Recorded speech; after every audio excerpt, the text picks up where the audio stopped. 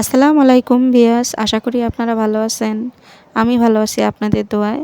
আজকে আমি আপনাদেরকে দেখাবো কচু শাকের পাতা দিয়ে ডাল কিভাবে রান্না করে খাবেন, সেটাই আমি আপনাদের কাছে শেয়ার করছি। তো আমি কচুর পাতা ডাল এখানে কচুর পাতাগুলো বেছে নিয়েছি, ভালো করে পরিষ্কার করে ধুয়ে নিয়েছি। আর আমি এই ডাল রান্না করব মসুরের ডাল দিয়ে। তো মসুরের ডাল আমি এখানে 1 কাপ পরিমাণ নিলাম। মসুর ডালগুলো আমি ধুয়ে নেব। এরপরে আমি মসুরের ডালগুলো আর কচুর পাতা একসঙ্গে করে প্রেসার কুকারে বসিয়ে দেব সিদ্ধর জন্য। তো আমি এখানে প্রথমে দিলাম রসুন, 2টা বড় সাইজের রসুন নিয়েছি কুচি করে, আর 10-12টা কাঁচামরিচ নিয়েছি। তো কাঁচামরিচগুলো আমি ফালি করে দিয়ে দিলাম। আর পেঁয়াজ দিলাম পরিমাণ মতো, হলুদ দিব পরিমাণ মতো, লবণ দিব স্বাদ মতো সিদ্ধ করে নেওয়ার জন্য, আর তেল দিব পরিমাণ মতো। তো এরপরে আমি দিয়ে দেব 3 কাপ পরিমাণ পানি। অবশ্যই পানিটা মনে করে দিবেন, না হলে সিদ্ধ হবে না, নিচে লেগে যাবে। তো আমি প্রেসার কুকারের ঢাকনা দিয়ে 5-6টা সিজ দিয়ে নেব। তো আপনারা কি কখনো এভাবে কচুর পাতার ডাল মসুরের ডাল দিয়ে খেয়েছেন? তো এইভাবে একবার রান্না করে খেয়ে দেখুন, বারবার খেতে ইচ্ছা করবে।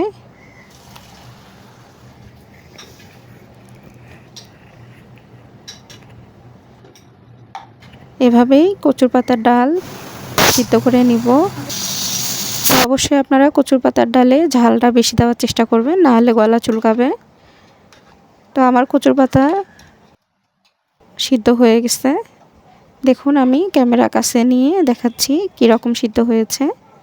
খুব ভালো করে সিদ্ধ করে নিতে হবে। আমি ঘুটনির সাহায্যে ঘাটিয়ে নিচ্ছি ঘুটনি দিয়ে। তো এভাবে আমি ঘুটনি দিয়ে ভালো করে কচু শাকগুলো আমি ম্যাশ করে নিচ্ছি ঘাটে ঘাটে। তো আমার কচুর পাতা ডালগুলো ঘাটা শেষ, দেখুন কী রকম হয়েছে। কচুর পাতার ডালে আমার একটু পাতাগুলো নাই, সবগুলো ম্যাশ হয়ে গেছে। তো আমি টেস্ট করে দেখতেছি কি লাগবে। তো আপনারাও এইভাবে দেখবেন কচুর পাতার ডালে কি কি লাগবে। আমার মনে হলো যে লবণ লাগবে, লবণ আর একটু দিলাম স্বাদ মতো।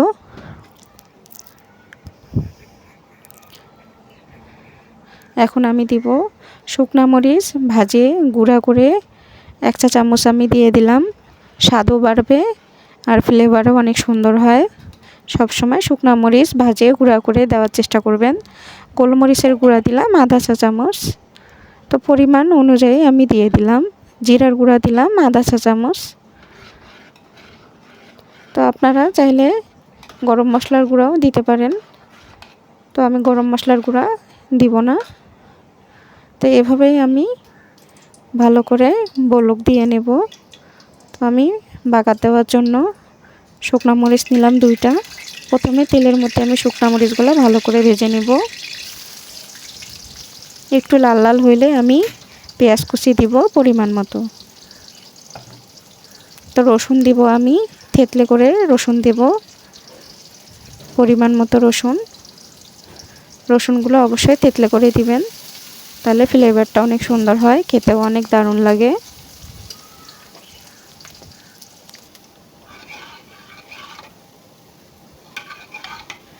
তো আমি আবারও একটু ভালো করে নেড়ে চেড়ে নিচ্ছি ডালগুলো বাগার দেওয়ার জন্য। তো পেঁয়াজগুলো আমার ভাজা ভাজা করে নিচ্ছি।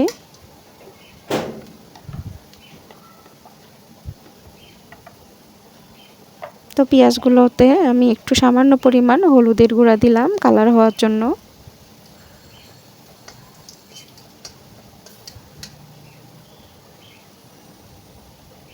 দেখুন পেঁয়াজের কালারটা কীরকম চলে এসেছে। এখন আমি দিব পাঁচফোড়ন। তো পাঁচফোড়ন আপনারা নাও দিতে পারেন, আবার যদি অনেকে পাঁচফোড়ন খেতে চান তাহলে পাঁচফোড়ন দিয়ে খাবেন। তো আমি পাঁচফোড়ন দিলাম 1 চা চামচ। এখন আমি কচুর ডালগুলো দিয়ে দেব। এই তো আমি কচুর পাতার ডালগুলো দিয়ে দিলাম। তো তো এইভাবেই আপনারা কচুর পাতার ডাল রান্না করে খেয়ে দেখবেন, অনেক ভালো লাগে, অনেক মজা লাগে। আমাদের মা দাদিরা তো এইভাবে কচুর পাতার ডাল রান্না করে। অনেকে আবার বোঝে না কী রকম করে কচুর পাতার ডাল খাবে। তো আমি আজকের এই রেসিপি আপনাদেরকে দেখিয়ে দিলাম। আজকের মতো এখানেই বিদায় নিচ্ছি। ভালো লাগলে সাবস্ক্রাইব করবেন, পাশে থাকবেন, লাইক করবেন, শেয়ার করবেন। আসসালামু আলাইকুম, আল্লাহ হাফেজ।